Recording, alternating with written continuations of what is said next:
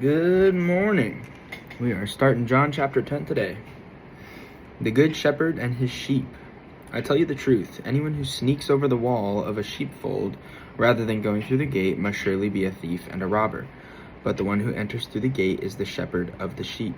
The gatekeeper opens the gate for him, and the sheep recognize his voice and come to him. He calls his own sheep by name and leads them out. After he has gathered his own flock, he walks ahead of them, and they follow him because they know his voice. They won't follow a stranger.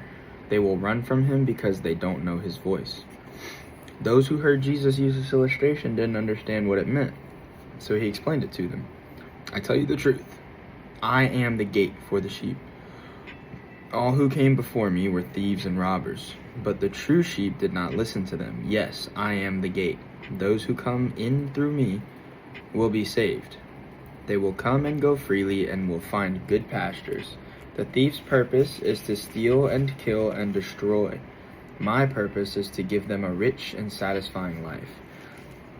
So, Jesus lays it out pretty perfectly right there. You know, he is the good shepherd. He is the person that is going to justify us before the eyes of God. And he said that anybody that's not coming through the gate, anybody who's sneaking over the wall, is a thief or a robber. And the thief comes to steal, to kill, and destroy. And that's a beautiful depiction of what Satan tries to do in your lives.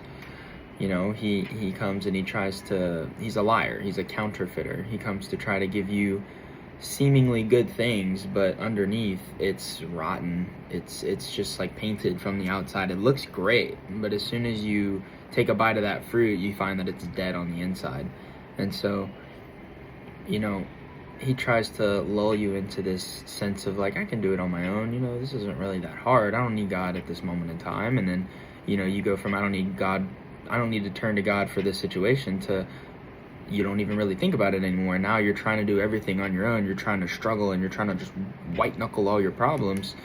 And little do you know, by trusting yourself, by worshiping yourself, you are worshiping the devil. And I know that sounds like kind of a leap for some people. You know, well, I'm not worshiping the devil. Well, again, you can do it unintentionally. You can do it inadvertently. You know, it's not like Satan's never going to ask you to worship him. He's going to ask you to worship yourself. And so, because what did Satan do in the beginning? Lucifer, one of the highest angels in God's court, immediately took up that spirit of pride. He thought, I can be God. I can be like God. I can be better than God. And so, whenever you're thinking you can do all of this stuff on your own, you think you can handle all your problems, you think that all you have to do is do these certain acts or these certain exercises or these certain works in order to be saved, and you're not reading the book and listening to what it says, you're basically doing the same thing he did. Like, I can make my own choices. I don't have to listen to what God says. I don't have to listen to what the book says because I think I know better. And that's wrong. You know, at the end of the day, this is the word. This is the truth. Jesus is the truth, the way, the truth, and the life. And that whoever believes in him will have eternal life. And he's saying it right here. You come through me. You come through my gate. You will surely see heaven, good pastures, and you will have a satisfying life. I am the good shepherd. The good shepherd sacrifices his life for the sheep. Died on the cross. A hired hand will run when he sees a wolf coming. He will abandon the sheep because they don't belong to him, and he isn't their shepherd, and so the wolf attacks them and scatters the flock. The hired hand runs away because he's working only for the money and doesn't really care about the sheep. Material. The hired hand, anybody that is coming from outside Jesus doesn't actually care about you. Anytime that they're going to encounter struggle, anytime that they're going to encounter difficulty, they're just going to dip, they're going to give up. I am the good shepherd. I know my own sheep and they know me, just as my Father knows me and I know the Father. So I sacrifice my life for the sheep. I have other sheep too, that are not in this sheepfold. I must bring them also. They will listen to my voice, and they will be one flock with one shepherd. One shepherd. It's not like there's multiple ways to get to heaven.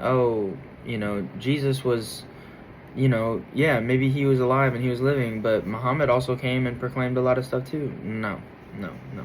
There is one flock with one shepherd. Jesus is our shepherd. The Father loves me because I sacrificed my life so I may take it back again. No one can take my life from me. I sacrifice it voluntarily. So a lot of people question, well, if Jesus is God, then how is he going to let humans kill him?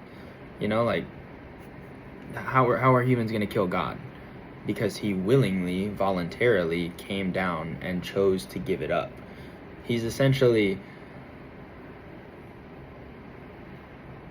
he's submitting his life to the Father. Since he is the Son, he's submitting his life to the Father in order for us to receive the Spirit. So it's the big triangle. It's the Trinity right there. The Father loves me because I sacrifice, voluntarily. For I have the authority to lay it down when I want to, and also to take it up again. For this is what my Father has commanded. When he said these things, the people were again divided in their opinions about him. Some said, he's demon-possessed and out of his mind. Why listen to a man like that? Others said, this doesn't sound like a man possessed by a demon. Can a demon open the eyes of the blind? Like, we've seen demon-possessed guys. They're out there chained in cemeteries, running around, speaking crazy crap, like trying to hurt people and hurt themselves, cutting themselves. This isn't a demon. Jesus claims to be the Son of God.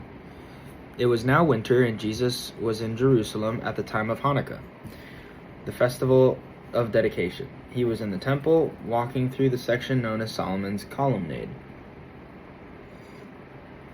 The people surrounded him and asked, how long are you going to keep us in suspense? If you are the Messiah, tell us plainly. Jesus replied, I have already told you, and you don't believe me. The proof is the work I do in my Father's name, but you don't believe me because you are not my sheep.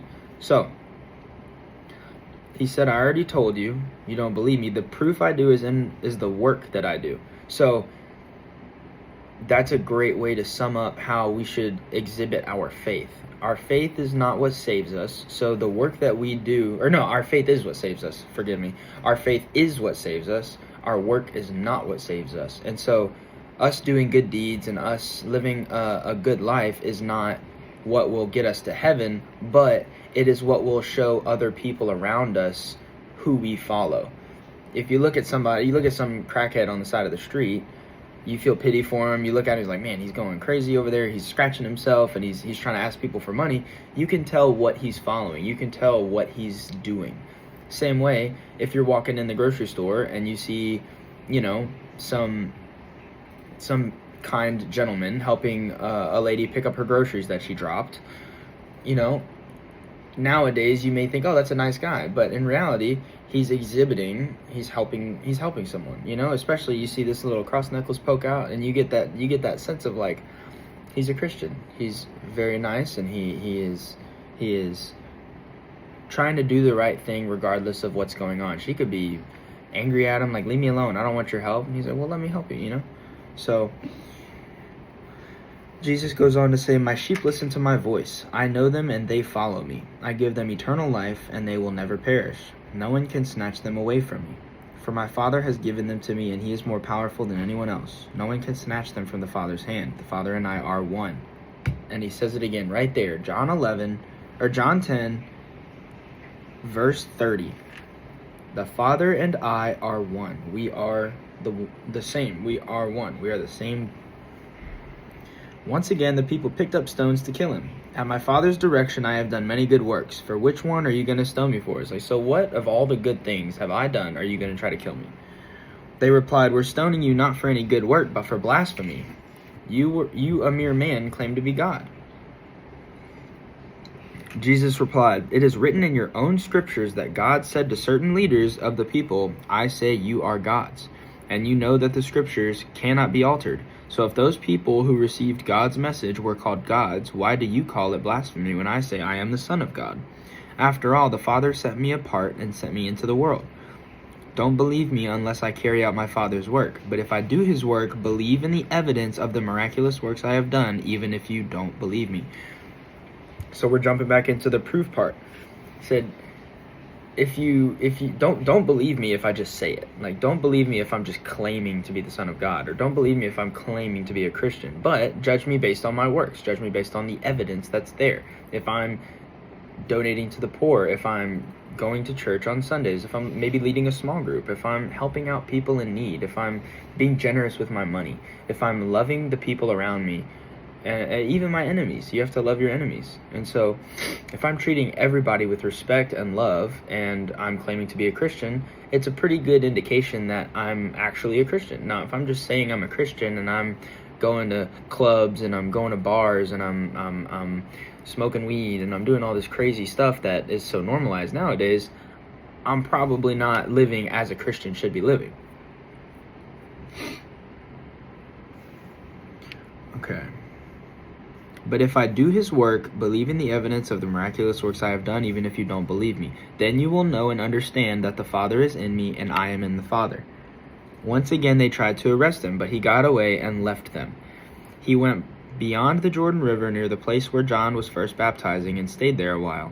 And many followed him. John didn't perform miraculous signs, they remarked to one another, but everything he said about this man has come true. And many who were there believed in Jesus. So John came to make the way for Jesus. He came to prepare people for the coming of the Messiah. And they're saying, well, John never performed any miracles. He was just baptizing people. But everything he has said about the Messiah, everything he said about Jesus is coming true. So why shouldn't we believe? If we believe John the Baptist is, some kind of prophet or someone ordained by God, then who are we to not believe that and actually trust that Jesus is the Son of God, especially with all the things that he's been saying and things that he's been doing. So those who have ears to hear, or God's chosen sheep, or however you want to look at it, the chosen sheep, the one that choose to listen and understand, they ultimately make the right choice in believing in Jesus. And that's just such a wonderful thing. There's nothing more joyous, and there's nothing that will fill your spirit more as a believer to see someone that doesn't believe finally come to that realization and give their life to Jesus. It's such a wonderful thing. But anyway, thank you for joining me this morning, and I hope to see you tomorrow.